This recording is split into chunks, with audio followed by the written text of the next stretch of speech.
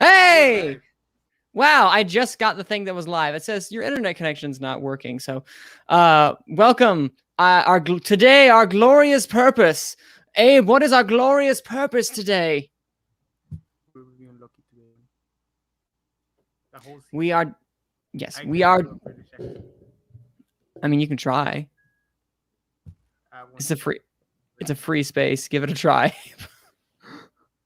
Give it a try. No, today we are discussing our glorious purpose, and today our glorious purpose is to talk about Loki.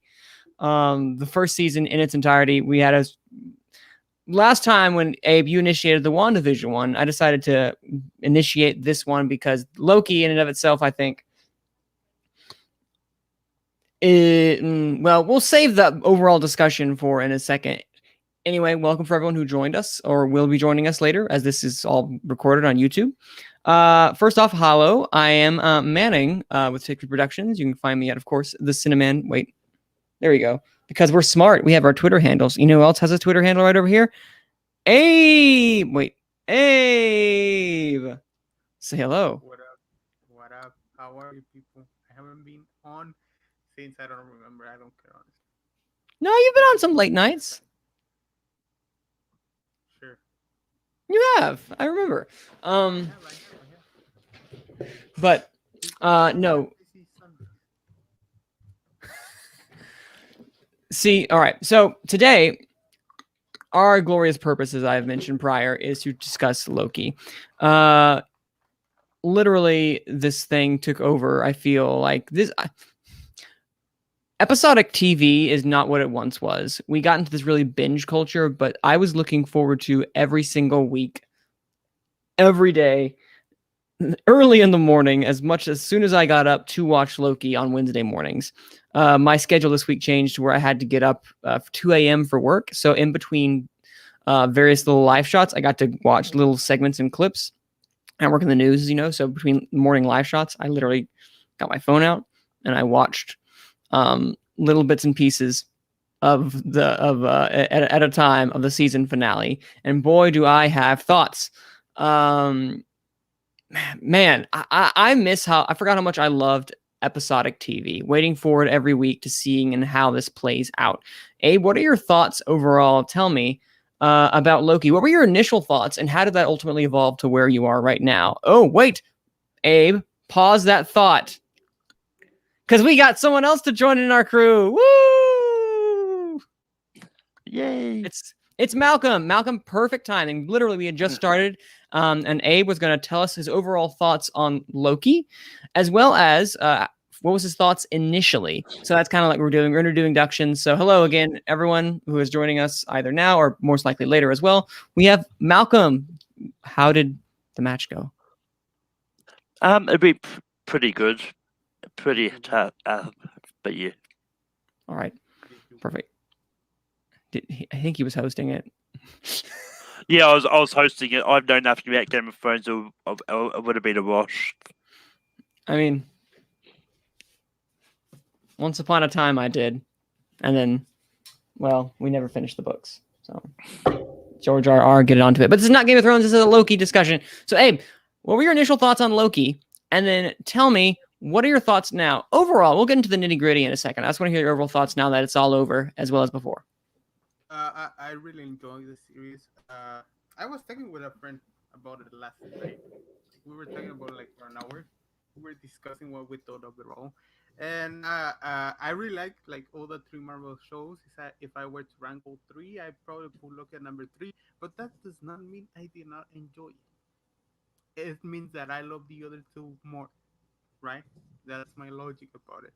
But at the beginning of the show, I was first three episodes are kind of they're exposing us to the characters and what they're doing and who they are and the world. They're introducing us to the TVA as a whole.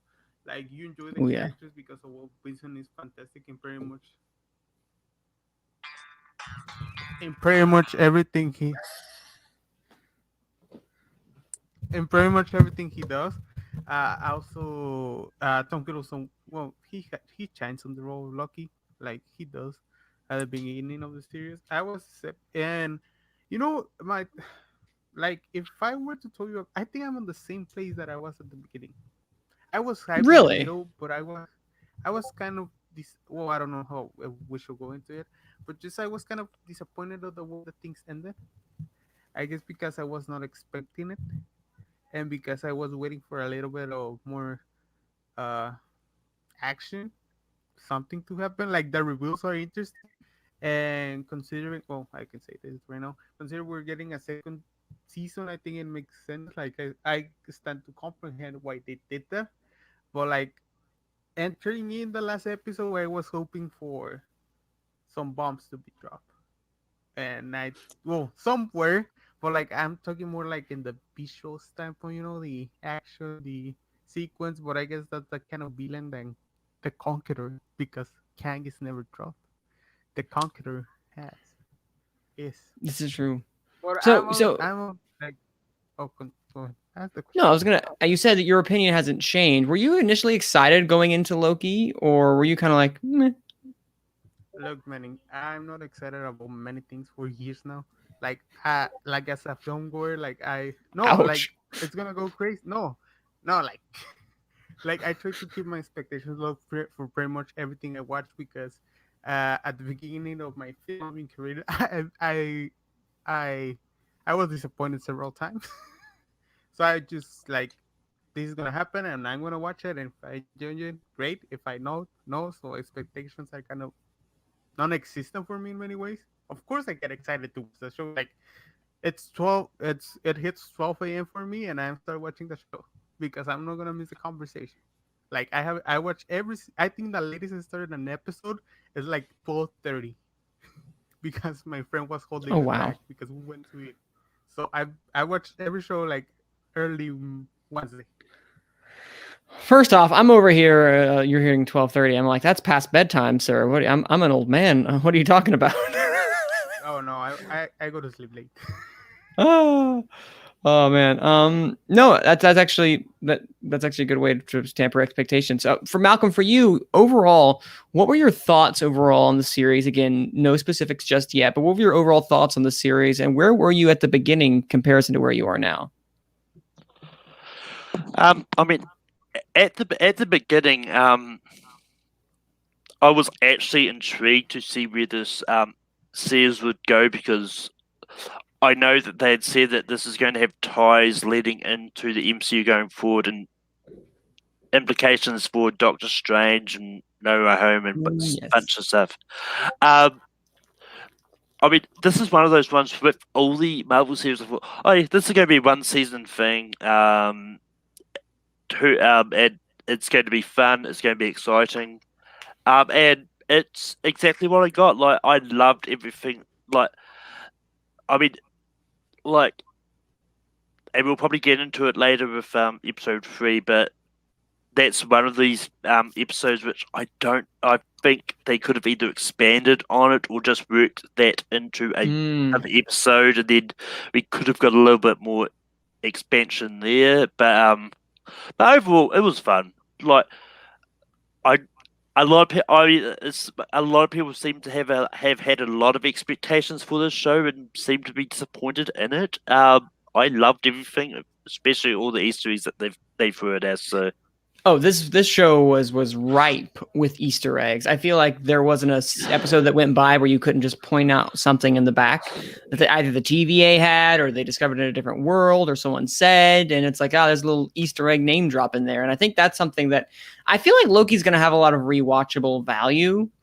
Am I alone in that? You guys agree with that? oh I yeah. think you're right. Like just to Um, point out, like there's several hints for Kang during this, like the last couple of episodes Wait, where there they are? say yes. Oh, Like, please share. well, I'm not so versed in the comics, but like there's in the, what's the name of the world they in? When they Oh created yeah. the, yeah, Oh, like Alioth. no, that's the Beast. maybe. Why is it on the tip of my tongue? Literally. Okay, whatever the name of the alternate world they're in, or the end of time they're in.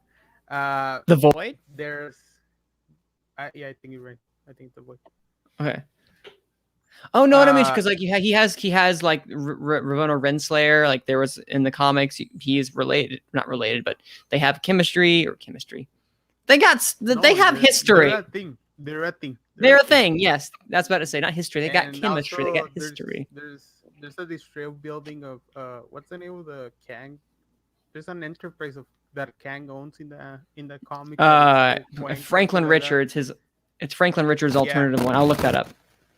Yes, so there's Nathaniel Richards. Thank you, Nathaniel. Yes. If you're not gonna talk, and Alioth also has like I read up like Alioth also comes with Kang. So if Kang was not gonna be revealed, like what the fuck are you doing? Are you gonna hold us in a castle alone with I don't know, with Agatha again? Agatha. It was Agatha all along. Yeah, but like they were like I was not surprised about that reveal, but I think, man, I have to ask you this question because you asked. Yes. What were your overall thoughts about Loki? Oh, well, thank you for asking me. And heads up as well, Abe, your mic is being a little scratchy. So it's doing the same thing at the beginning that we were having issues with. We don't... That made it worse. If you want to go back to your head... If you want to go back... It's still scratchy, but if you want to go back to your headphones, that works just as too. We can take the white... Whatever you were using beforehand before that, that was awesome as well, too. But it was still very scratchy for the moment. We're going to mute Abe until he figures that out real fast. But no, overall, my thoughts basically consist of going into this. I was excited. Abe? Can you hear me? You can. I can. I can hear you. Yes, that is correct. We'll try that out for a second. But what I was going to add was like, for me in particular, I was never the biggest fan of the Loki character, so I wasn't excited. In fact, I missed the first two when they came out, and I just kind of moseyed on. And then one Sunday afternoon, I decided to give it a watch, and I fell in love with everything about this. I fell in love with the aesthetic. I fell in love with the story. I fell in love with the characters that we were given. Owen Wilson is always fantastic.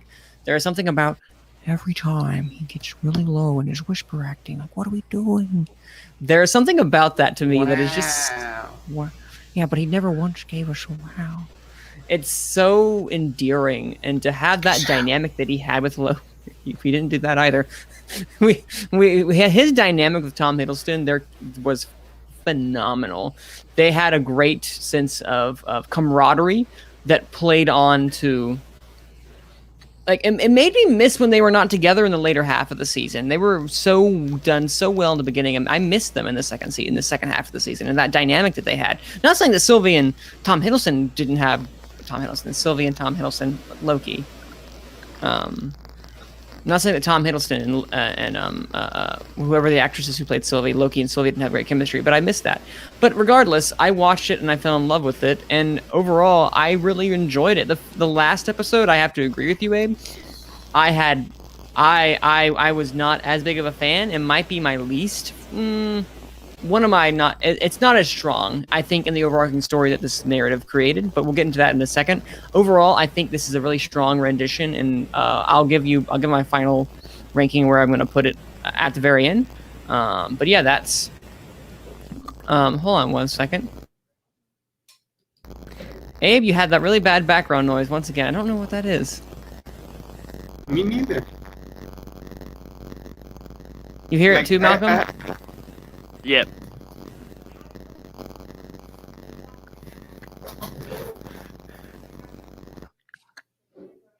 While he does that, Is it gone? Nope. Okay, then I don't know what the fuck it is. I mean, you can try and leave.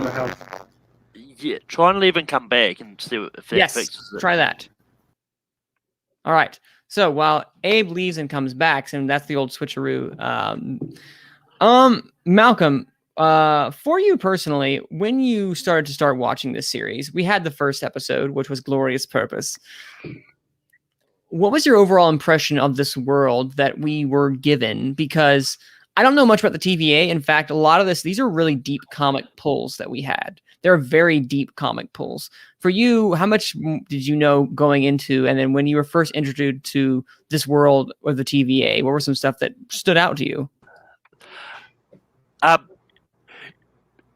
Yeah, I mean, like, I didn't know much about I didn't know much about the TVA at all. Like all I knew about this is stuff that I kind of heard from Garth, who's a really big comics expert, and it's just one of those comic ones that I looked up about. It's like, oh, TVA is connected with Kang, so that he may make an appearance. But I'll get to that when we get to it. But I've got thoughts about that. Which is funny because I had no idea that this King was a thing until I realized until like 3. But we'll get into that a little later. But yeah, I mean, I think the first episode did exactly what it needed to do. Like, it set up, like, just opening with the whole Endgame thing, and then, like, just doing, like, a quick introduction to, and showing Loki sort of what should have happened and, all that. And I think it's a good episode for people to get into Loki without if they want to try and get into Loki without actually having seen the MCU. I think it did a good job of kind of setting up the story and just showing what it needed to show. Just so people who may not be that into the MCU can get caught up really quickly without having to watch 23 odd movies. No, yeah, and I think this show rewards you if you've watched everything, but it also stands very well. All you really need to know is who Loki is. You really just need to know who Loki is as a character at the end of the day, and really appreciate that. You could obviously you'll appreciate it a lot more if you watch the entirety of it. But Abe, I think the demon inside your computer is back. I think it's the AC. Is it the AC? No, it's like a... It's gone. Maybe it is the AC. Are you kidding me? Nope, it's not the AC. Every time you talk. I don't know what the fuck. Let me... You can go back to your Blue Yeti if you want to. Or whatever that... Snowball. Blue Snowball. Whatever it's called. Again, okay. no... Mm-hmm.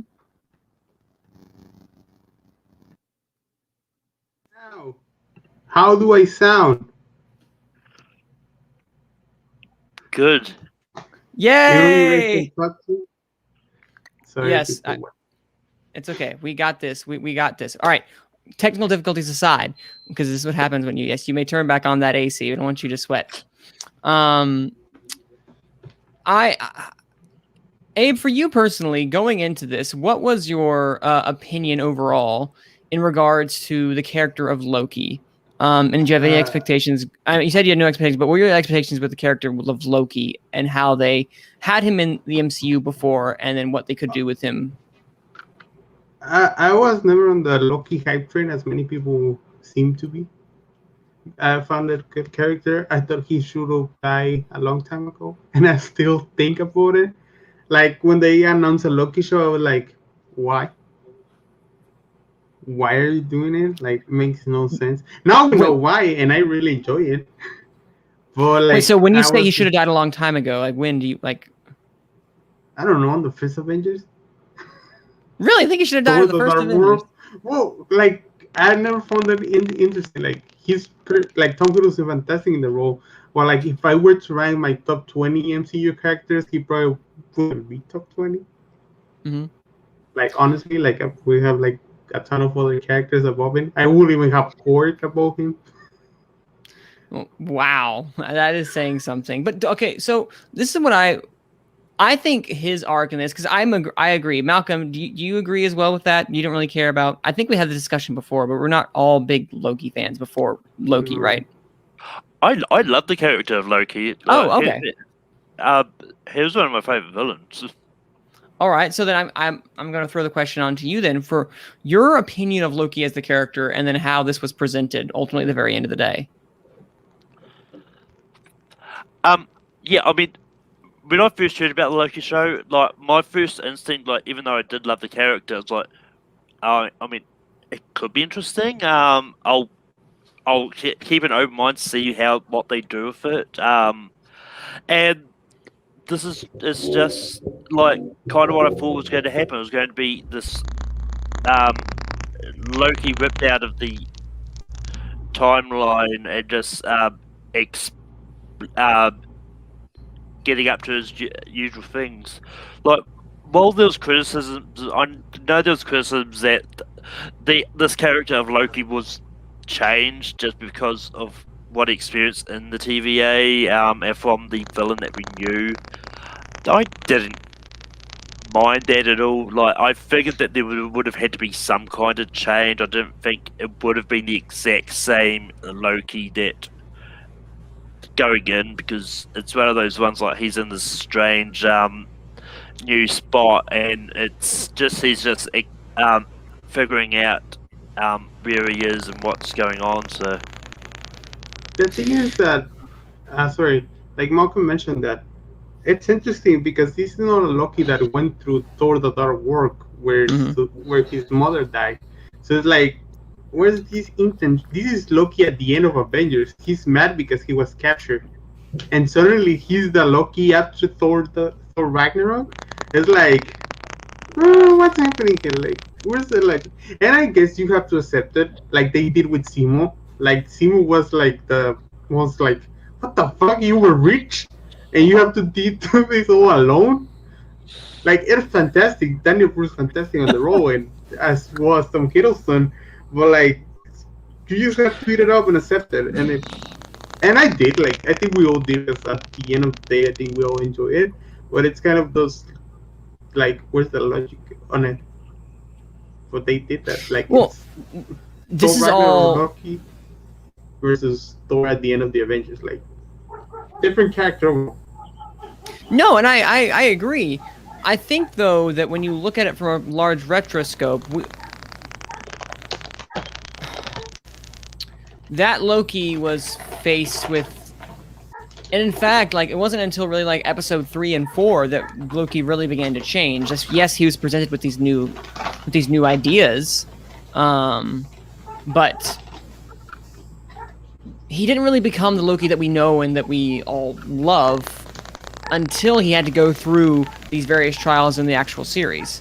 I personally did not care for Loki that much until I finished watching this, because I think his arc is actually genuinely fantastic. Like, the arc of Loki and what he has and what he goes through is tragic. It's kind of like it's almost like, you know, it's almost like it's like WandaVision. Wanda had to go through tragedy in order to get to the other side. She was dealing with the aftermath of tragedy.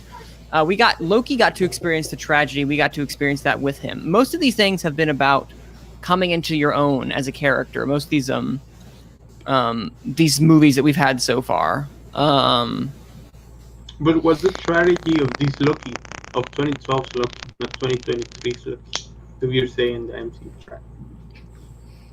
Yeah, he definitely was more of a... Well, actually, Garth has a great point. The main Loki of MCU was changed. It became more of a good guy over the movies, while this one did it much faster, thanks to Mobius and Sylvie. Yes, I think he had the spurt... He had... Because again, remember, he says... I'm not sure what episode it was, where he basically says, I don't know how this happened. I don't know how long I've been here. What is time? He mentions that, and we don't know how long he's actually been in the TVA at this time. Yeah. It could be a day, it could be a couple days, we don't know. But overall, he's had people spur him along to be a better man, because ultimately he arrived at what Ragnarok Loki arrived at, which is he is more of an anti-hero. Loki has been turned into an anti-hero. I'm not sure if that's thanks to the movies, or if there's something in the comics. I'm not as certain about that. But I know the movies definitely brought that around. yeah, and I mean, bouncing off that point, I think this is one of those cases of I think basically the whole purpose of the TVA is to prune like any changes and then take them to TVA and then kind of reset them to where they should be, and so that timeline can get sort of back on track. they can just reinsert Loki back into time, and it just goes the way it should have gone. I'm not too sure, and obviously yeah. Well, like I think the logic of the show, like at least last episode, if I'm not mistaken, is that the Kang representative controls a single timeline, so other Kangs cannot get in. So that's why they prune the other characters, like for an other timeline to go on, and maybe another Kang to appear and take power. So now that they did what they killed the Conqueror, I'm not gonna call him Kang because the name has not been dropped. He is The well. Conqueror, He is basically, from what people are saying, he's a Mortis, right? yeah, it's like they say, it's like it's That's that what. version Yeah, of Kang. that version was a Mortis. Sorry, go ahead. Abe. Okay. And the logic is that that's why, and now we're gonna have so many Kangs and so many Spider-Mans and so many, So many, all these. We all know what's gonna happen in December. Garth also says in the original Norse myth, Norse myth and Marvel comics since the '60s, Loki has always gone from mischievous villain to an ally of Thor, Odin, etc. And mythology. He's that kind of character. He's Yep. that kind of character. He is. I mean, isn't he technically the god of evil in God. actual mythology? Not in the MCU, but like, isn't he the god of evil, or is that just not? I was raised Catholic. Now I don't believe in shit. Well, that is a whole nother podcast video one day. We're talking about the meaning of life. No, I think he's still known as the god of mischief in Norse mythology as well. Okay, Yeah, all I right. think we can- The trickster Loki. But for this, the character of Loki, I feel like we had more time to actually grow with him. And I don't think we, even as much as I have, I love the first Thor, and I think there is a great arc for that Loki in that first Thor. We don't have the depths, but this is a series about the character of Loki, and Tom Hiddleston knows his character backwards and forwards, and I truly believe, while I never really appreciated it beforehand, I feel like what we have now is just great. He has the moment to shine, and he kind of effortlessly carries this. He knows his character like so well. Almost, he was literally part of the OG cast, so he knows his character more than I think almost anyone else. And even like, Yeah, exactly. yeah, he's just been in the shoes for so long, and I'm excited what season 2 is going to bring. But overall, I feel like they handled the character of Loki incredibly well. So then I want to ask you guys, now that we know the character of Loki and what he was thrown into with this world, the story that we were given, the story that progressed, and how we started to that unfold, we are going to kind of start back at the very beginning and kind of work our way. So overall, the first few episodes kind of set up the world of the TVA. We got to start to see everything. This is the first 2, kind of basically what the plot is going to be. What were your thoughts with the world of the TVA? Malcolm, give me your thoughts on the world of the TVA in of itself and that original journey as we get to know what this variant Loki that we don't know is Sylvie just yet, what her ultimate plan is. Because I remember seeing that very last episode 2 and then being like, well, something's about to go down. Yeah, I mean, the world of the TVA was just really fun. Just like seeing all these characters. It's like, I mean, one of my favorite lines was, "How does a robot know if he's a robot?" That's very true. I love it. And between that and what is the fish? So it's just all these. I mean, like as revealed later on, all these characters are kind of variants themselves, and that they've been plucked out of time and forced to work for the TVA. And so, whether or not their mind is right, or they just generally do not know what those things are. And the fact that it is revealed really quickly that the Infinity Stones or the Tesseract, it's just basically useless. It's basically devoid of all magic. Like there's no, you can't use magic or anything there. It's just science. Yeah, and it's just one of those ones like, just from the get go, it's like, what is this place? And It this looks really Doctor Whovian, so to speak. it absolutely does, and I've heard people say, "Oh, this is like some of the best Doctor Who we've gotten." And I I'm really in love with the gadgetry and the look of everything. The music, especially the music in the Loki series. It's like the what's it called? The theremin, where that's where you don't touch it and it makes the sound. It's like Yeah. like the same thing that Doctor Who usually uses as well too, right? It's very Whovian, and the aesthetic of this TVA is something that, like, again, instantly gravitated to me. Abra, what were your thoughts on the way the TVA was presented in these first few episodes, and how the plot began to unfold? Look, I don't like orange, so whenever I see something orange, I don't trust it. Also, if you have this little thing talking to you so cute, you don't trust it. Like, that's basic modern storytelling. You think the robots do not like you. No, but like, kidding aside, I really liked it. Like, I thought like all the supporting cast that we were giving for the TVA, from Agent 15 to Ramona. It's Ramona, yeah. Ravonna. To Owen, Ramona, yeah, to Owen Wilson, and even the little, like the war we said, like that big office, and right away we, like Malcolm mentioned it, like we're told this is way more powerful from what we've seen. Like this space has the ability to suppress, I guess, the world, the most powerful things in the universe, as we knew it, in the MCU, which are the Infinity Stones. And I really like those two episodes. Like, well, I enjoyed it. Like those episodes where we're given like the TVA, we're given the rules of the show. That's what happens on the first two episodes, mainly because it's where the most TVA happens. Like, they know everything is gonna happen and know everything that happened before it, and there's always a sense of I don't know if this is a word of iffiness, like there's something iffy about it the whole time. Like, Yep. you don't trust them, you know something's wrong. Like, if you can see the main villain and has somebody working for it, it's like crazy.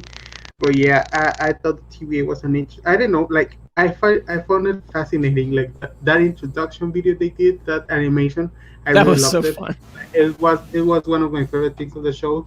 Just like you tell me, you're giving me like Yeah. you're giving me so exposition in a really creative way, and it's something I really enjoy it. And yeah, because now we know the other Lokis are now in another TVA because of what we see. Now we see the Conqueror, because I'm not gonna call it Kang, ruling instead of the Timekeepers, which I think it's the balance of the Timekeepers, but like a variant of Timekeepers, I don't know. But the TV was interesting. I hated it, but now I want to see. Like, at the end, I hated it because there were the villains and you were rooting for the heroes. But yeah, TVA was. I want to see how they explore it way more. I want other characters to be introduced, and I want B-15 to have more screen time. I thought that actress was fantastic. Like every scene she was given, Oh she was yeah. killing it, and I think we need more of her. Have you guys seen Lovecraft Country at all? I have not. No, Okay. She is in Lovecraft Country, and she is phenomenal. I forgot her name. Ruby, I believe, is her name in the TV show, and she has some great things like that she goes through, and I highly recommend Lovecraft Country, even though it's going to be one season because HBO canceled it. Good job, HBO. I mean, talking about Lovecraft Country, I believe Jonathan Majors is also in there. Exactly. We have two people from Lovecraft Country that are in this show. It's great. Her name, for no disrespect, it Wunmi Mosaku. Wunmi Mosaku. She's in Fantastic Beasts and Where to Find It. Oh, I didn't know that. And Batman vs Superman. But no, she is a great actress through and through, and I do want to have more of her because she after her big moment where she basically saved them,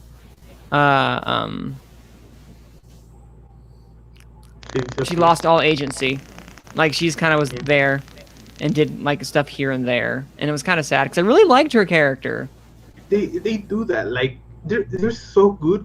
Like, I think that's why the MCU like lasts so long, because the best thing they do is the fucking characters.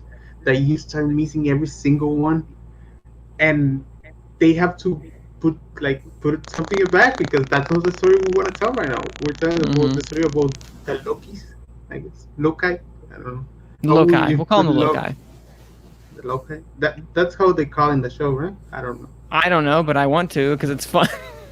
The locust? No, because cacti is. I No. don't know. I only pass English because I know how to write. I know how to put periods. I know how to write complete sentences. That's the spirit. That's the spirit, Abe. 5 word sentences, not more. No more. No more. Um, so, for this. Okay. Well, before I go on, there is one key character that was all over the promotional markets besides Tom Hiddleston himself, and that was Owen Wilson. So, what do we think of the wow man? What do we think of Owen Wilson? He never did the wow, which is sad. But what do you guys think of Owen Wilson and his character of Mobius? I really like this character, Mobius. I mean, I don't know if there's a chance I mean, we'll probably see him in season 2, but outside of that, I don't know if there's a chance we see him in the movies, which is sad if that's not the case. Just with the fact of how the TVA is constructed, unless that somehow like Doctor Strange, we all know, like, I believe it's been confirmed that Loki, Wanda, and Doctor Strange are all going to be in the Doctor Strange sequel. Yes. Disney has not confirmed. Marvel's not confirmed that Loki, but from what tabloids are saying, that he makes an appearance in some capacity. Marvel has to confirm we're getting a multiverse movie in Spider-Man. So I'm hoping that they go and visit the TVA at some stage in that movie and even if it's a way to find out what's going on and just so they can figure out how to get the multiverse back to normal or whatnot. But it's aside from that, he's great. If there's a way we can see him more in the movies and that going on. And I will say, I mean, even though we are talking about Loki, I do find it funny that at the moment that both the Wilson brothers are on opposing sides of the fence. But you got Owen Wilson in Loki, and you got his brother Luke Wilson in DC's Stargirl. I was about to say that is literally exactly what Garth said. That is perfect. That's why I brought it up. Oh, perfect. I was like, yeah, it's so like, you know. Wait, there it is. That's the one. I clicked the wrong one. Also, yeah, that is also something that is very true. But Can I say something? Yeah, go ahead. I just discovered that Luke Wilson and Owen Wilson are brothers. Well, you didn't Are know you that. kidding me? I had no idea. You didn't know that. I had no idea. I know who Luke Wilson is. Idiocracy. Wow. He's in Wes Anderson movies. Wow. Sorry. No, it's so fun. It's so fun to say wow. Okay. No, wows aside. Now, and it makes sense. Well, it makes sense they're brothers. They look does alike. make They have the same nose. They do have the same nose. So what is your opinion then, now that you know this revelation, Abe, what is your opinion on the character of Mobius and Owen Wilson's portrayal and his involvement in the series? Look, when you bring actors like Owen Wilson, shine, like they shine on screen, and they know what to do with it. And I love Mobius. Like, I know I like the way they didn't explore the character, but how he was presented. Similar to B-15, I thought we miss a little bit of him when they're still concentrated on Loki and Sylvie. But I thought he was one of the best parts of the show. Like, every interaction he had with Tom Hiddleston was funny and charming, and whatever way you want to put it. Like, it was a positive thing for the show having those two back and forth, because both are exceptional actors, and when you bring great talent with somehow good of a script, or great one or good as this one, like, it's easy for them to back and forth with each other. And you know, I don't know how the story ends, but I think the end of the story for many of the TVA characters, it's they go back to their worlds, like they're pruned and it ends.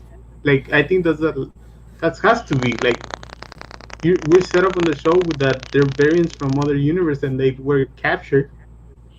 Well, no, they were captured, not captured. No, they were No. captured. So They were. have to go back. Yeah, they have to go back to their world. So that's Taken I against think their that's the end will. of- yeah, that's the end for B-15. And, well, I don't think Ravonna. I think Ravonna she's gonna get dressed as a super villain or whatever. I mean, But- she is Ravonna. She is in fact Ravonna in the comics. So Yes. she'll work with Kang, the Conqueror. Yeah, exactly. Um, But fantastic. You don't no, cast him if you're gonna bring him back.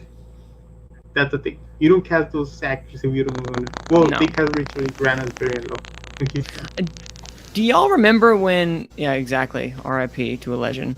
Do y'all remember when in episode 4? I don't know if. Oh, are you okay? Oh, you go ahead, Malcolm. I don't think he can hear. Malcolm, can you hear? I can hear you. Okay, good. Go ahead if you were gonna say something. Oh, no, I was about to say, I don't know if I'm frozen. Oh, Everything will okay. be crazy on me. No, what I was gonna say was that. Remember in episode 4 when he got pruned and we thought, oh my goodness, they just killed off Mobius. Like how unsatisfying it was. Like the show to me does not end until that man gets to ride a jet ski, and it will not end until we see him riding that wave in the California beach or wherever he is located originally. The show hasn't ended yet. This guy's season Exactly. 2. Exactly. But yeah, I mean, it's on that note. Because I know we're going to get into it, but I mean, the question is, the TVA that Loki ended up in the finale. I don't know if it's the same TVA that he left. It's not the same. Great question. It's pretty clear it's not the same. Because because there's so many things in that's like, I mean, one, it might as well get into it now because I've already started to get into You already it. established it. I have a theory. Sorry. Before we add that, I want to say one more thing about Owen Wilson. I just want to say, it is a testament to the chemistry and what they had together as a duo, a comedic duo. Because that entire scene with the salad, and he was trying to be like, oh, no, that's my salad. Just the two of them back and forth is one of my favorite scenes in this entire series because it is the two of them on an equal playing field going about Loki. I've read all your file. You stabbed people in the back like 50 times. Like, I'd never do it again. Like, just the two of them together is something that is pure entertainment to watch. Like this man who's kind of almost worn down from the world around him, like, but really savvy and knows what's up, in comparison to this guy who thinks greater of himself than maybe he actually even is. So it's really, really nice. But anyway, go ahead, theory, Abe, and then Malcolm, bring us home with what this idea is you had. Also, we're 43 minutes in and we haven't talked about CB, so I think we should talk about it right now. Yes. I just want to say, I know this is stupid, but what if Mobius is canceled from Zoolander? It's a very Zoolander, Ben Stiller, cancel, Owen Wilson, Mugatu, Will Ferrell. That's crazy. I just wanted to say it because I love that movie. Continue. It's a great movie. Yes, Sylvie, but go ahead, Malcolm. We'll talk about Sylvie in a second. But yeah, like, in the TVA that Loki leaned into, I mean, obviously, like, both Hunter B-15 and Mobius didn't recognise him at all. But there's a few other things that I didn't actually pick up on until I was watching a Watch Mojo video. But the that office clerk guy. I do not remember the name of the actor, but Casey. If you look in the background, you actually see him dressed up in a hunter's outfit running around. Apparently, it's a really quick shot. So that's one of those things. I'm wondering if it's either Sylvie changed the timeline and so that TVA's all changed, or this is an alternate version of the time of the TVA. So I don't know what this means, but apparently, even in the credits, the actor that played the office clerk Casey is actually credited as Hunter K. I cannot remember what the number is. Oh no, that's fine. There's a lot of numbers to remember. I mean, all the hunters sound like vitamins, to be honest. They kind of do. Like there's infinite number of numbers. Just want to make that. And they only seem to ever go to like 2-digit numbers. It's interesting. But I want to talk now about. We've gone through most of all the characters, save for one of the big characters that we've ever introduced to in season 1, episode 2. At the very end, and that is Sylvie, what people have been affectionately referring to as Lady Loki.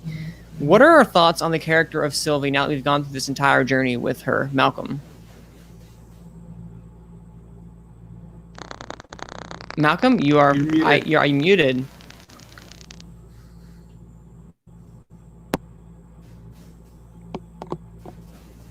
You like that one more? Can you I hear you. Now you're back. I can. Yeah, you're good.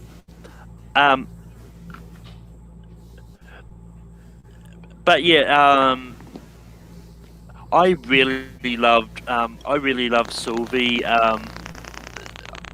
Sophia Di Martino is great. I don't know what else she's been in.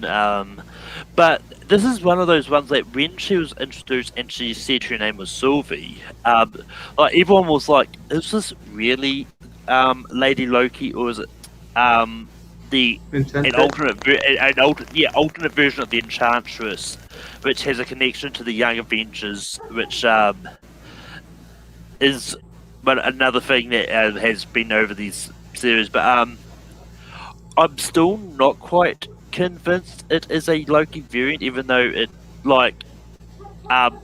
she has said don't be Loki, I go with Sylvie now.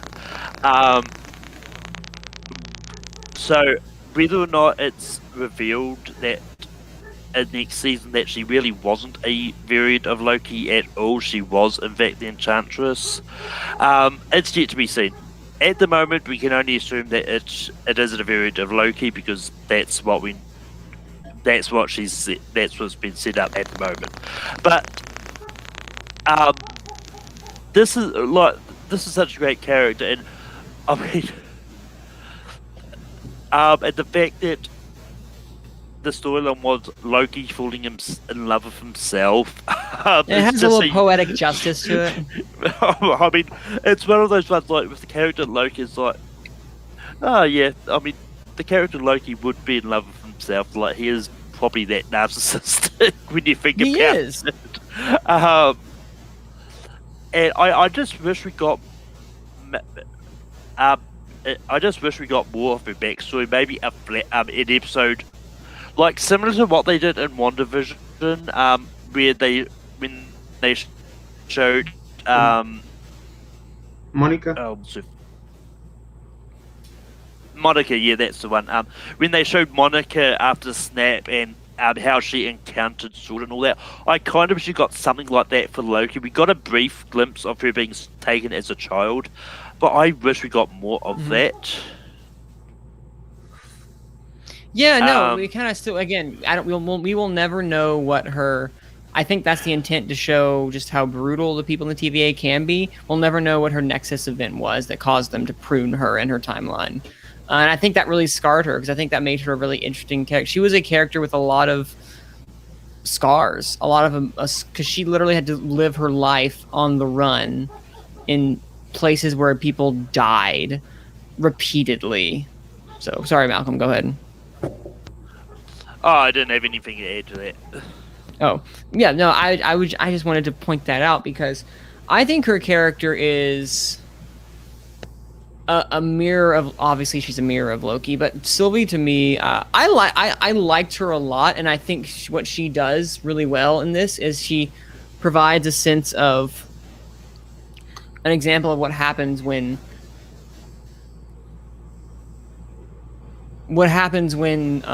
as a young child, it's like almost like Gamora in a way, how us as kids are shaped tremendously, and how Loki, this could be Loki, this could have been Loki if he had lost everything, because she was still living in Asgard and she lost all that. If Loki had lost all that, where would he be?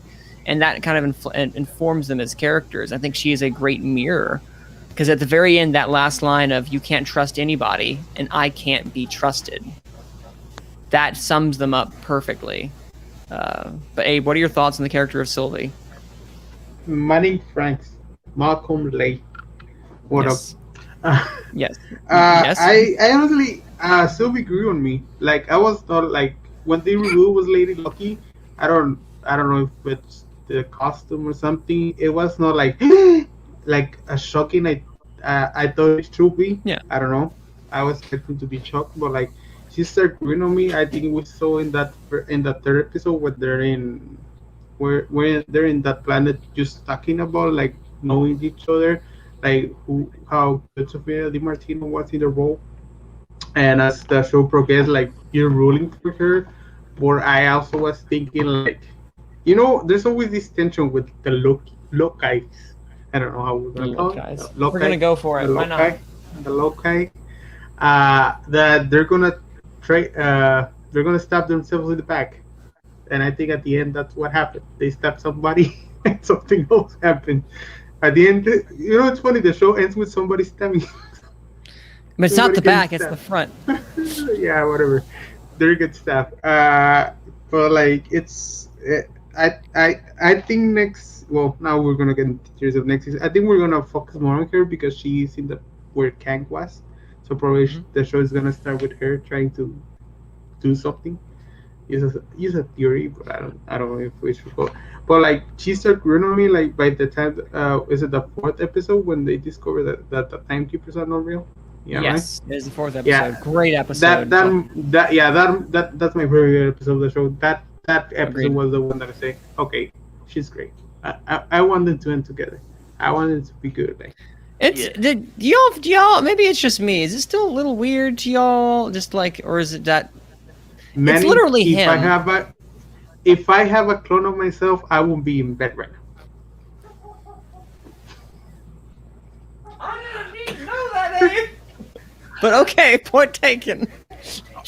And I mean, Garth actually brought up a point a wee while ago in the chat that like he thinks that it wasn't Sylvie stabbing Kang that caused the timeline to verge. Maybe it was Loki and Sylvie kissing that set it off. So, which I could believe is what could happen at the start of next season is Sylvie it will start after the death of this version of Kang. Mortis. I'm gonna call him Mortis. I mean, they never gave a name at all, so we can call him whatever we like. The one that remains. But it's going to have. I think it's going to have Sylvie maybe using Tempad and following going and thinking she's going to go back to the TVA and meet up with Loki again, but she's going to end up in the other one. That the familiar one, and it's going to be a case of her figuring out, oh shit, something's happened. We've separated the timeline somehow. I need to give advice to the kids right here. You finished, Malcolm? Yeah. All right. If someone throws you to another timeline, you shouldn't get back to them. That's pretty bad. That's not good relationships. That's not healthy. Don't do it. Like. So if someone throws me into another timeline, like what, mate? Look, it's Thursday send you to the Everest in your timeline where you can go back after climbing and you probably die descending it. then they send you to an alternate universe timeline. That's bad. That's not a good relationship. They shouldn't be together. That's a good relationship. But that's a toxic relationship. Manny, I you think have a girlfriend. I don't. What do you think? uh, thank you. I appreciate your inquiry. At the end of the day, I think this proves the fact that Sylvie is a tragic character because she didn't want to change. She's someone who did not want to change, and ultimately she wanted to get what she wanted. She knew what she wanted, and nothing was going to stand in her way. Even if she cared about, and she tried to justify the fact of what she was about to do to Loki. I could see the pain in her eyes. No, not literally. I wasn't there. They're actors, but you know what I mean. But she was just so far down the rabbit hole of what she wanted to do. Her entire life was fixated upon this, and Loki could not stop that. Loki did not have the time that, even though there is no time, we're outside of time, obviously. But it is not something he should. I think that moment when he's crying at the very end, I think that is a symbolic nature of I'm never going to see her again in the same way. And she says it she says it to Loki at the end of the well not at the end talking before this. She said that like before even Loki was born, she was running away. Like she had through a lot, like, and it makes sense. Like as you mentioned, like she wants to achieve that goal and she does it, and she doesn't care. Like you see the shades of Loki in there because they're Loki, right? Like you see they're all Loki. that all Loki. driven thing of being egomaniac something, and she has not gone through what Loki went. Like if we go to timeline, she hasn't gone through like the parent dynamic of being raised, but of loving his mom and everything that would make Loki good in the regional timeline we were wanted to call it one way. But she is a tragic character, and I think they just give us a keys just to, hey, we're gonna give you this because I know we need fan fiction. We need all those little drones. Do you though? You want people to create that because that creates conversation. Is it good, bad? I don't know. I don't care.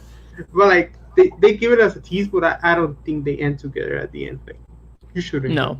And if they do, I will. I don't see that. Do not see that happening because at this point, after this, they are just in very different places. I don't think an inter-timeline relationship actually works because long-distance relationships really don't work.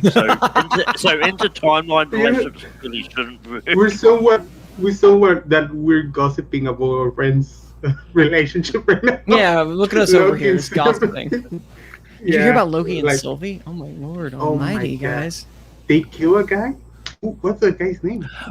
But I mean, one thing I loved about the series that they did is we only saw her briefly, but they showed us that Sif is still around. Sif is still. They haven't forgotten about her. They had not forgotten about Sif. She's coming. She's coming back. To Oh yeah, she's gonna be back. Yeah, like I think she was supposed to be in Endgame Ragnarok, but because she was busy doing her TV show Blind Spot, the schedules did not align. They couldn't get her in for anything. Although that probably saved her in the end because literally everyone died in Ragnarok. I mean, almost. I mean, it can be assumed that she was in Ragnarok. She was on Asgard at the time. Whether or not whatever happened to her then, who knows? But I mean. But to move it on, but I'm not anywhere at the moment. I think we've just been jumping around. No, just like the series itself. But what do you think of all the other variants of Loki's, like Richard E. Grant, Kid Loki, Alligator Loki? Yes. I want to talk first. Sorry. Wait, what? I needed to do that. I want to talk first. Okay, when I talk first. Go Oh, ahead. go. Richard You Grant is the greatest. please. Is the greatest working actor right now. No, like no, I'm kidding. Dude, I watched that guy 3 years ago in Can You Ever Forgive Me? And I've been waiting for him to get that iconic role in whatever because he was in Star Wars and they did not give him justice as great of an actor he is and he has been shown. And now he has like 15 minutes of screen time and he crushes it and everybody falls in love with him. Hollywood, Oh, yeah. I'm not a producer. I will never be a producer. I don't have the money. You know, do you think I don't have the talent? I was reading the little story I wrote last like 5 years ago. It sucked and so sucked. But Richard Grant, fantastic. I love classic Loki. I want to marry classic Loki. Well, just kidding. I don't want to do that. I don't like corpses. But Richard Grant's fantastic. There is no corpse left, Abe. It's just dust. But yeah, I mean, I Do a whole with the helmet. I really loved Richard E. Grant as Old Man Loki or Classic Loki, depending on which way you want to call him. I mean, the fact that they're giving a comic accurate Loki costume on the screen in some form is great. That's wild. Yeah, I mean, I see this in the chat of another video where they're talking about when we're talking about this episode. One thing Marvel has been doing really great is getting comic accurate costumes on screen. Like we saw the comic accurate Falcon costume. Like we got a comic accurate Scarlet Witch costume in WandaVision. No, we did. Now all I really want to see is see Hawkeye in the comic accurate purple Leo. Manny, can I interrupt you? I think we all want to see this. And I heard it from another video. I think we all want to see a multiverse of all 616 War in Marvel. Like all classic characters. Like Iron Man with that fucking what's it called? Like can suit and old Hulk and Thor with all the dresses. Like they have to go into that multiverse. Right? Do you want to see it? Like it will be great. Like just go there a minute and see New York battle in that way. That would be fun. Yeah, I mean, it's one of those ones. I don't think we will, but I think if they find a way to have him in that costume just once, I mean, I don't care. I mean, I think just finding a way to work in these classic costumes is so much fun. I think it's just one that I think they're trying to do, and it kind of gives me hope that when we see Wolverine in the MCU, he's going to be in the comic accurate Wolverine outfit as opposed to nothing. Yeah, no costume. Well, I mean, he'll have clothes on. He's not going to. Yes. We're not going to see him in literally nothing. Okay, you're right. We will not do that. We have not gone R-rated yet. We'll say that for Deadpool. The variant. Okay, 4 is my favorite episode, but 5 is like right there because it is literally an epic proportion of just. It's the climax of the show. It is. Episode 5 is literally the penultimate episode. Is literally just ridiculous fun. It is ridiculous fun because you have all these variants going around doing their things. Us meeting characters again. Is there all these emotional payoffs? Alioth is terrifying, literally terrifying. Easter Egg City. Easter Egg City. I want to see more Alioth, please, because that was a thing of nightmares. And then just that entire great final scene with the classic Loki, Kid Loki, Gator Loki, and then classic Loki giving himself. I think it's a very strong episode, and I was over here fist pumping the entire time. Yeah, I mean, episode 5 is Marvel doing a Cloud villain justice. Yes. I saw the exact same thing. They fucking did it. They can do a Cloud villain justice. We can do a Cloud monster, guys. We can do it. But yeah, I mean, but for me, just seeing all these callbacks, and this is probably the one that that made me think like, well, either next episode we're going to see Kang, or we're going to see a variant, or we just go to see him right at the very end. I didn't know how much of Kang we were going to get in that last episode. I figured we'll get something, relating to Kang because a lot of these Easter eggs. I mean, because you had Alive, you had Stark Tower, but with Kang's name, with Kang Enterprises on the side instead of Stark or Avengers, and that. But aside from that, I did not expect to see the Thanos copter. I really didn't. That was a big, delightful thing to see. It's like, I mean, look, we can spend all day going over all the Easter eggs. yes, we will not go over all the Easter eggs. But I mean, especially seeing that the TVA is apparently pruning a lot of real life things like the Philadelphia experiment ship, the USS Eldridge, the Polybius That's strange. hypnotizing arcade machine, Alberta, Frog as a Four as a frog, which is not frog, which as Garth would say to me a few times, it is not frog. Frog is a different one because the T365 that is on that thing refers to the episode where Frog gets turned into a frog. I mean, I still think it's kind of a double Easter egg there, but I think I don't know. But all I know is a frog is a four, and I really hope we see more of that. We might see, hey, Love and Thunder. You'll never know. We're going to get it in Love and Thunder because Taika Waititi would do something like that. So we go to now wrapping it up to the final episode. We have this entire culmination. We have the TVA starting to fall back down. And then we have, of course, something everyone's talking about. We have the person who is all this. Because all this time, I'm not going to lie, I kind of had a feeling the Timekeeper, something was off. They were not real. And then obviously they're robots. So what has been going on? And the fact that no one knew and was just kind of going along with it provided a little extra layer. Ultimately, we find out who it is, and it is not Kang, but Immortus, who is a Kang, also known as the One Who Remains. Or the Conqueror, the one who remains from the conquering. He finished the conquering and now he remains. And I have to say, for that last episode, I was kind of slightly disappointed because I feel like the Loki series does a great job usually of balancing dialogue but also action to where it's not exposition heavy, and it actually shows it felt like it was missing something, and I still can't put my finger on it. What was your opinion on the final climactic episode, Malcolm, of this episode?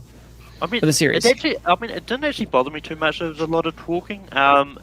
It's because I think it's just one of those ones. Like I figured that when we meet who's in charge, it'll be more talking and him explaining. And I mean, it's one of those ones. Now, this is one of those ones. Like, I think what they've done is they've actually combined the Immortus character with He Who Remains, because in the comics, and if Garth is still in the chat, he will back me up on this.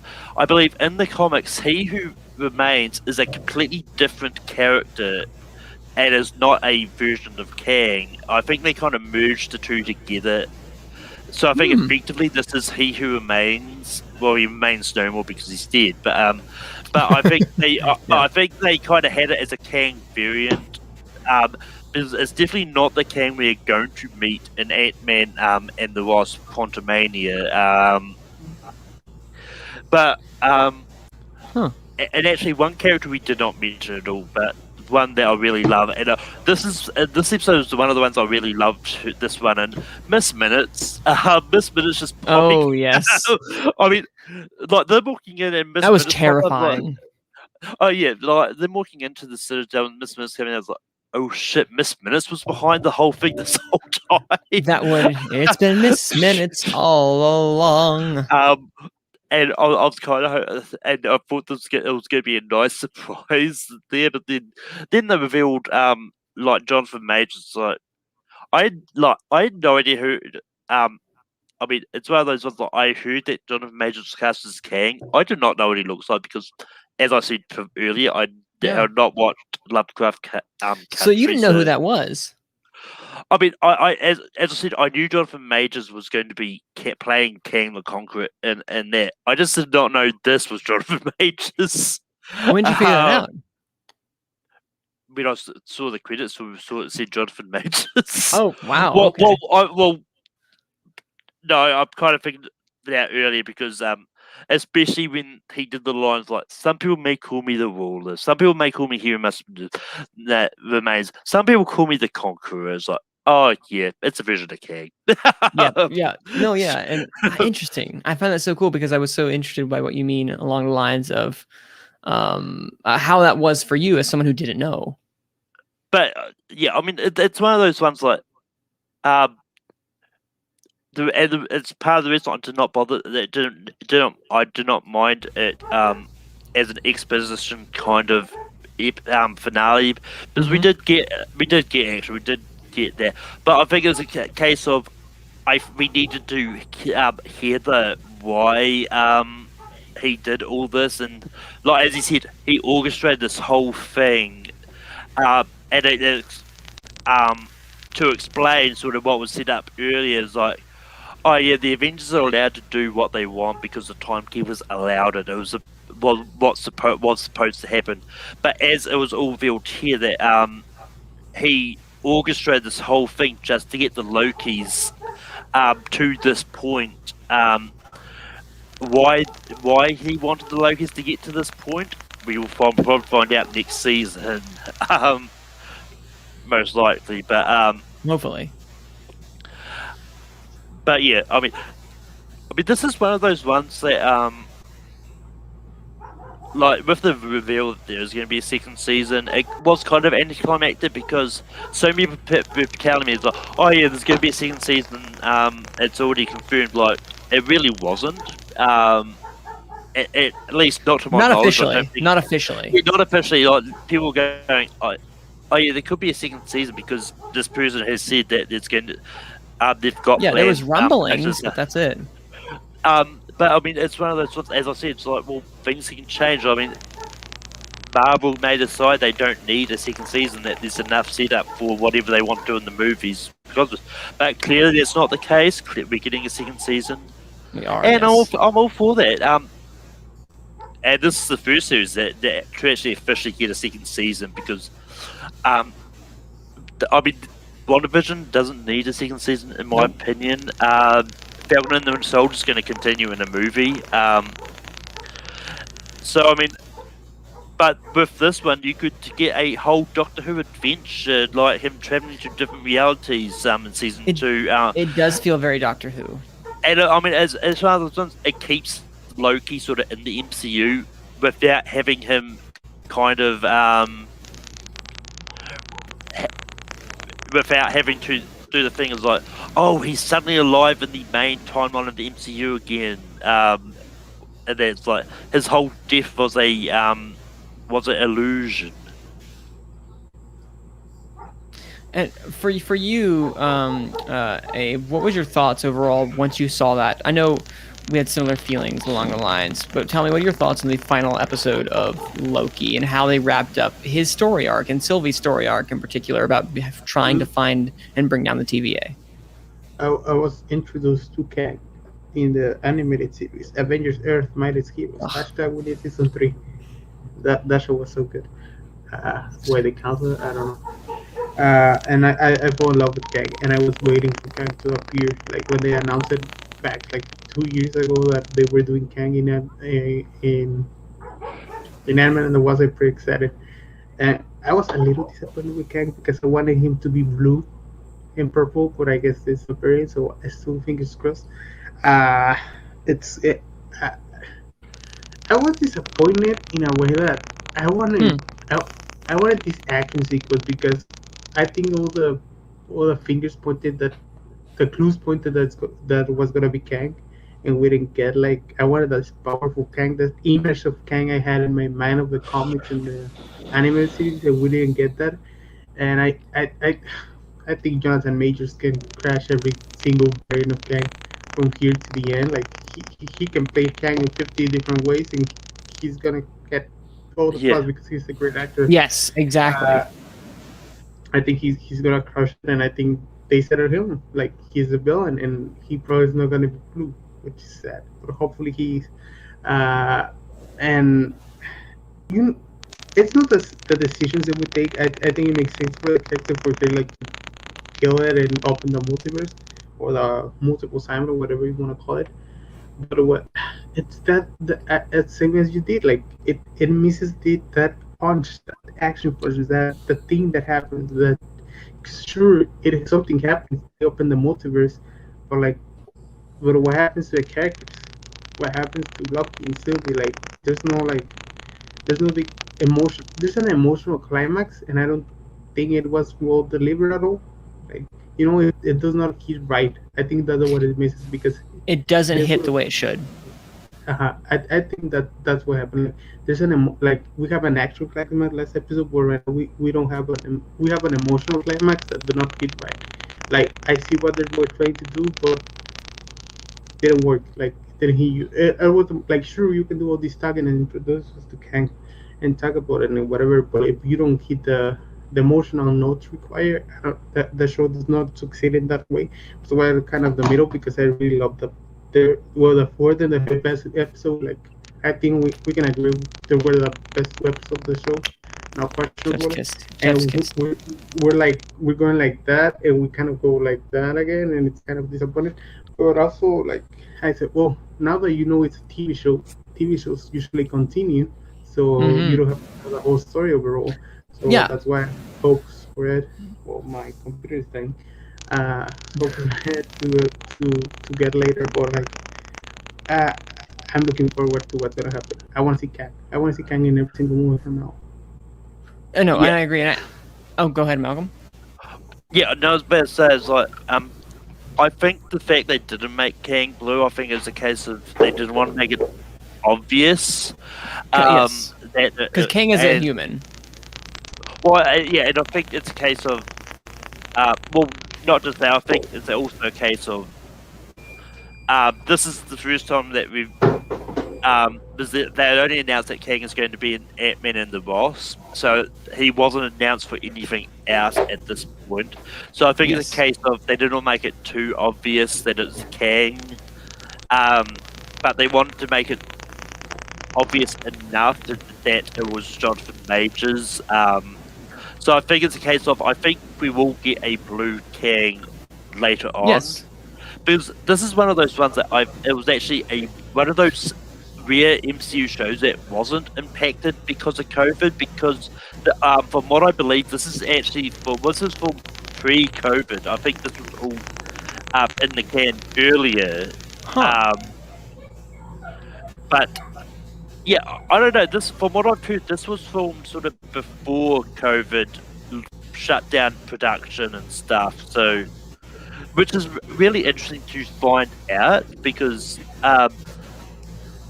but maybe they've started filming it like, well, actually, we're going to have to move some movies back, so it's not going to be released until after these shows.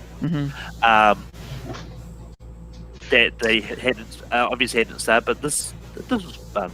But anyway, I cut you off. No, you're fine.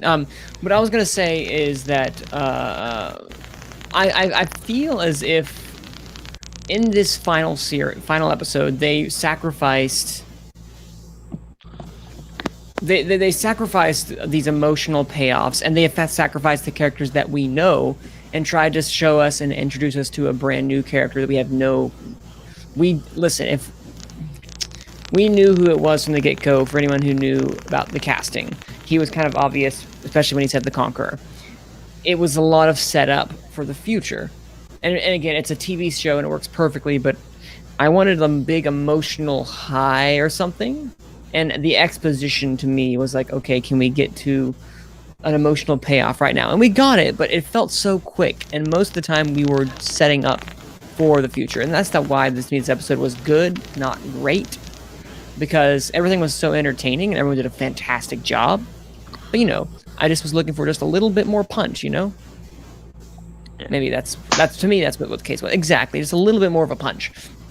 So, yeah, but I think though overall, like, I think the show Loki overall is such an intriguing, because I have no idea what they're gonna do.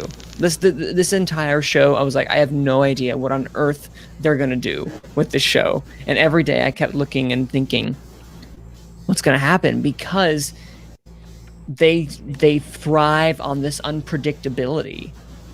Personally, I see it as if they're thriving in this unpredictability because they don't have they're not like Falcon the Winter Soldier where it's just merely, you kind of know what's going to happen. Maybe a character does something different, but this one felt truly bonkers in a way where we were bending with time, and time can be your ally and your friend, or it can be your worst enemy when you're working with it. But what were your thoughts overall on Loki? And what does this mean for the MCU? Like, we talked about what this means, but what does this mean overall, the ramifications? How excited are we now for the multiverse of madness? I mean, that's what we're waiting for right now, I think. Yeah, I mean, I'm definitely really excited. And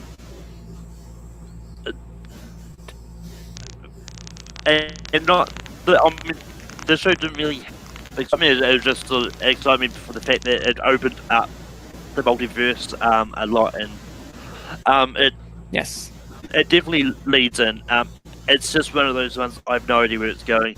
I'm excited to see more of Kang, especially after this. I'm excited to see sort of where we're going to see Ivana Renslayer, who was, I don't think we ever talked about once, who was played amazingly by Gugu. Oh yeah, Bapara is like,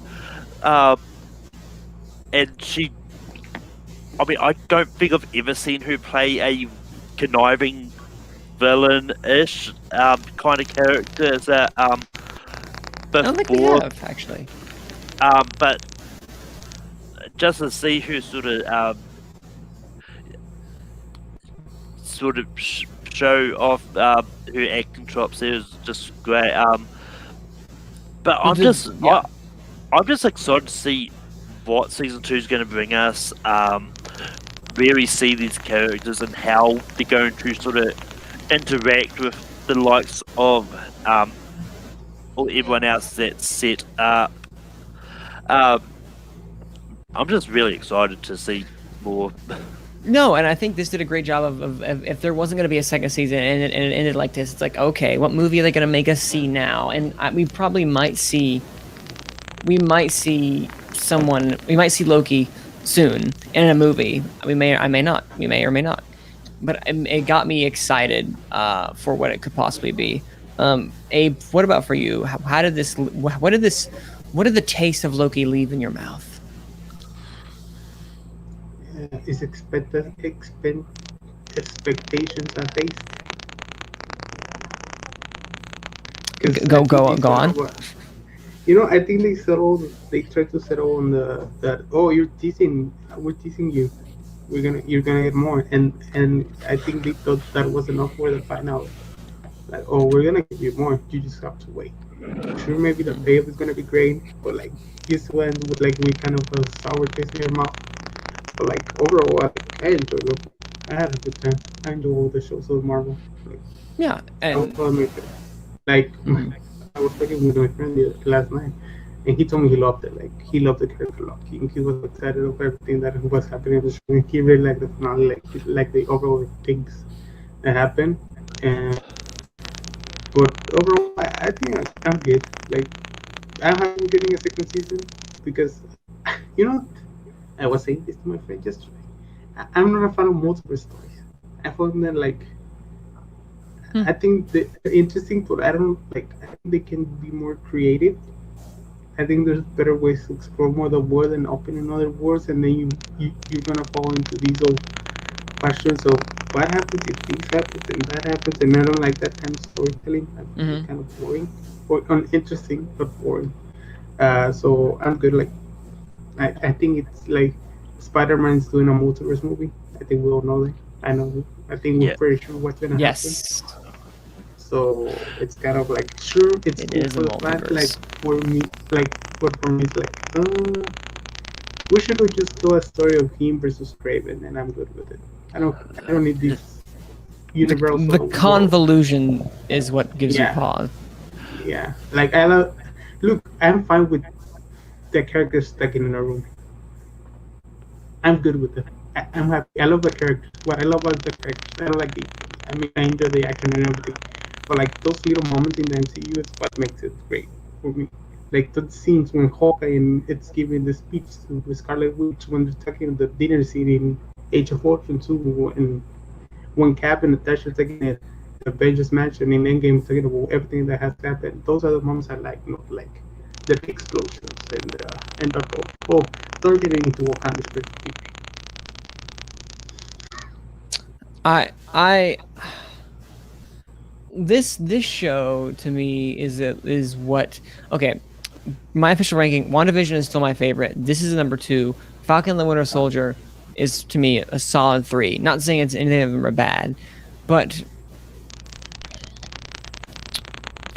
Loki does something that other shows don't do, and that I've seen so far, and it provides a sense of utter mystery and just kind of bonkers mischief. Exactly, bonkers mischief. I don't know what I'm going to get, and it builds the anticipation up, and it does such a good job at that, and it makes me excited for what season 2 is. I wish they didn't, try to shoehorn in, the outside ramifications of the world, and maybe they didn't. Maybe a rewatch is in order and I can understand a little bit more, but I'm excited for what this means going forward, because this is going to have ramifications. The MCU has changed forever because of this.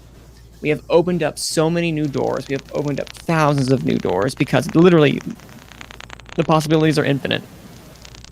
I just want to say, you mentioned watching the MCU. You have to watch the TV shows. Now they're important. Yes, they are important. I think that's a main change that show has made.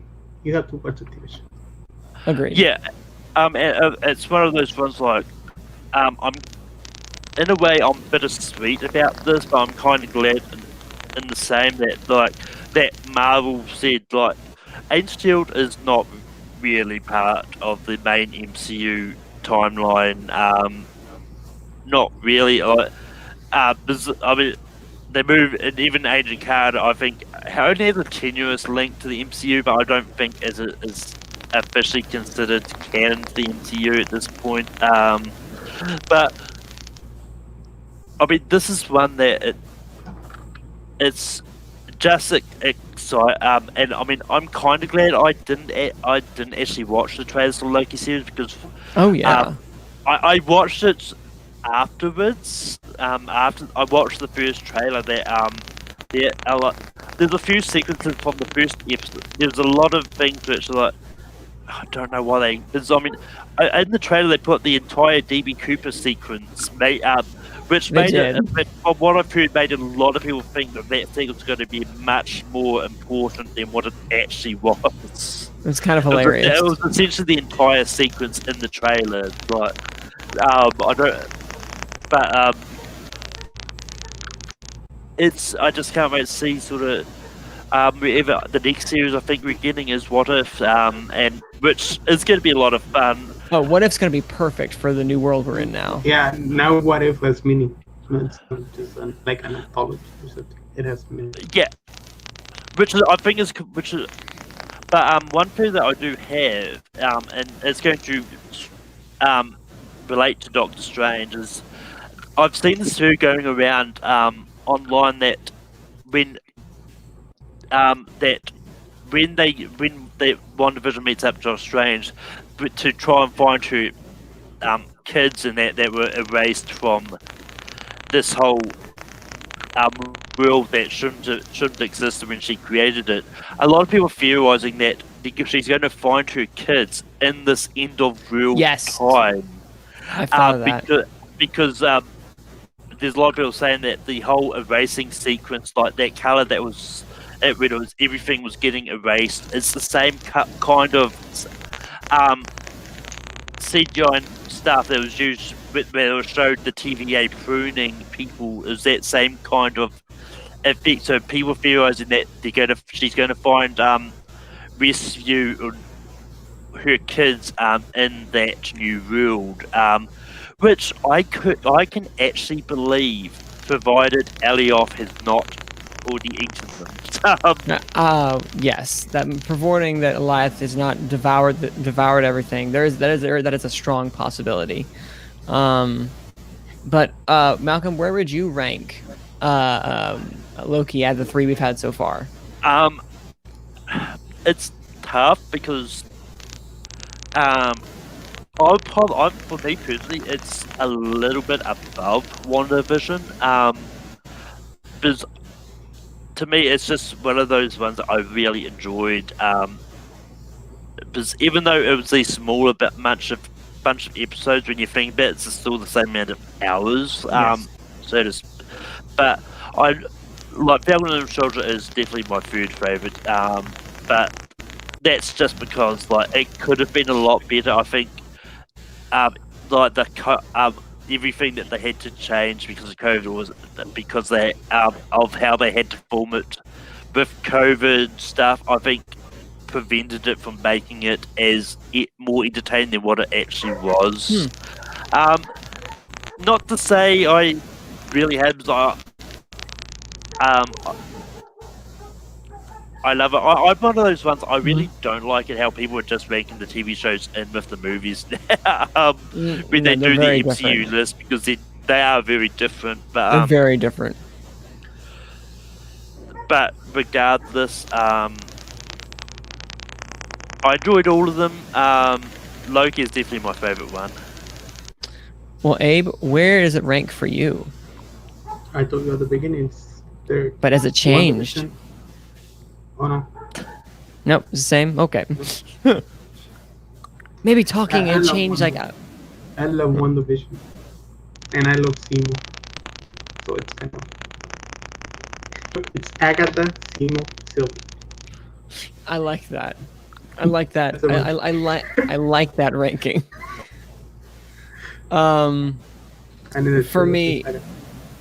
For me, it is WandaVision, Loki, and then Captain America and the Winter Soldier. Still, that is still what it is for me personally. And again, all of them are to me. All of them have been very good so far. And in fact, I can't wait to see what Loki gets for Emmy's love next year because WandaVision racked up to yesterday. Good job for the 23 Emmys that it got. Yeah, we'll talk more about that on Sunday's late night take 3. Bravissima. But yeah, I mean, we're right. Let's not forget Falcon and the Soldier got some Emmys love too. It did. Not as many. It got guest actor in Don Cheadle for some strange reason. Once again, we'll talk about that on Okay. There you go. All right, but anyway, Malcolm, any final thoughts you have on Loki? I mean, I don't really have any final thoughts I haven't already said. Excited to see where season 2 goes, and just excited to see what the multiverse and stuff brings in the movies and stuff coming up. Because I mean, I don't think it's going to have any impact on Shang-Chi. I don't think so either. Eternals, I don't think, but I mean, we know it's definitely going to have. There's definitely going to be. Well, I mean, it's depending on how much they had planned when Eternals. Let's not forget, I think Eternals was supposed to come out before the series at one point. So, whether or not they thought that far ahead to connecting it, or done a post-credit scene or something. Yeah, the thing was. Sorry, go ahead, finish that. Oh, go ahead. Sorry, go ahead. No, go ahead, finish. And we know it's definitely going to impact Spider-Man No Way Home. Yes. Yeah, you can talk. There we go. Okay, I was about to say. The thing that it was the TV show was supposed to come out after Black Widow and after Eternals, right? They were supposed to come 2020 because Eternals was supposed to come out 2020 and Black Widow 2, and the first show came out in 2021. So all these TV shows were supposed to happen after it. So I don't think there will be any wrong. Well, when was Shang-Chi supposed to come out? That's what I was about to say. When was Shang-Chi's? Well, I think I mean, Black Widow and Shang-Chi were both supposed to be out 2020. I think Eternals was supposed to be early 2021. You're right. It was supposed to be early this year. I think it was. I can't quite remember when everything was. I do know that Black Widow was supposed to be out before Falcon and the Winter Soldier. Just for reasons. I haven't seen Black Widow yet, but I know the reason. But apart from that, I can't quite remember the other order of things. I'm trying to well, we'll talk. We'll get into as things continue. We'll talk more about that later. But Abe, where any final thoughts you have? Oh god, I think that's kind of enough. All right. I just want a blue pen. I also wish to make the announcement too that the release date for Kang it was shifted. It was previously scheduled for February 12th of 2021. That was originally its original date. I'm trying to think. It got moved 3 times. Yeah, because Doctor Strange was supposed to come out this year, I think. Wow, we would have had it this year. Guys, we would have had it this year. That's so sad. Ugh. But anyway, thank you guys for... What was that?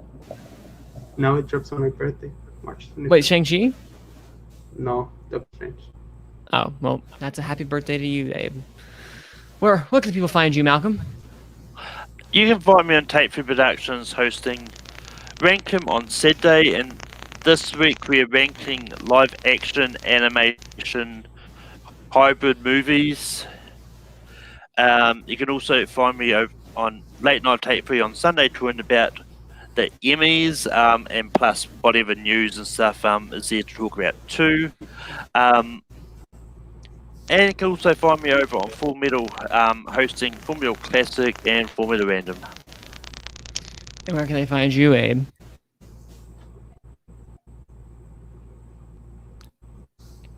You can find me at the Random 5 for Hold on, Mamma Mia. Here we go again. And it's like, I haven't watched Mamma Mia in like 2 weeks because, well, 9 days because it was taken down from Netflix in Mexico. So I think I have to buy it. You need to buy it. You definitely need to buy it, Abe. I need to watch. Really, I need it. Careful, Abe. I might need some help. And you can find me at Twitter at Cine_man. That's CINE_MANN. And you can also find me asleep because I'm about to pass out. I'm so tired from work. And you can also find me here.